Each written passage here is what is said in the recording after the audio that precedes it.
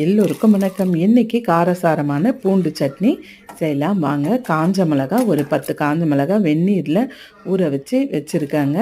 அதை சேர்த்துருவோம். மிக்ஸி ஜாரில் கொஞ்சம் கல்லுப்பு சேர்த்துக்கங்க, காஞ்ச மிளகா சேர்த்துக்கங்க, பூண்டு உங்களுக்கு எந்த அளவு வேணுமோ அந்த அளவுக்கு பூண்டு உரித்து வச்சு பூண்டு சேர்த்துக்கங்க, புளி சேர்த்துக்கங்க.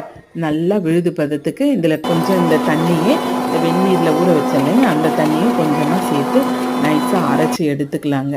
இந்த அளவுக்கு அரைச்சி எடுத்துக்கிட்டால் போதுங்க. இப்போ எண்ணெய் ஊற்றி தாளிப்பு பார்த்துருவோம். கடலெண்ணெய் விட்டுருக்காங்க. நான் எண்ணெய் ஊற்றி கடுகு போட்டுக்கங்க, பெருங்காயம் சேர்த்துக்கங்க, அரைச்சி வச்ச விழுதை சேர்த்துடலாம்.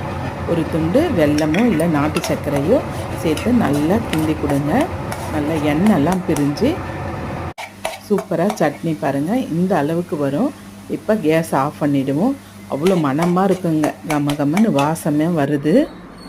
இது இட்லிக்கு தோசைக்கு சூப்பராக இருக்குங்க. கண்டிப்பாக ட்ரை பண்ணி பாருங்கள். இந்த பூண்டு தொக்கு வீடியோவும் நான் போட்டிருக்கேன் பாருங்கள், நம்ம சேனலில் இருக்குது. உங்களுக்கு இந்த வீடியோ பிடிச்சிருந்தா ஒரு லைக் பண்ணுங்கள்.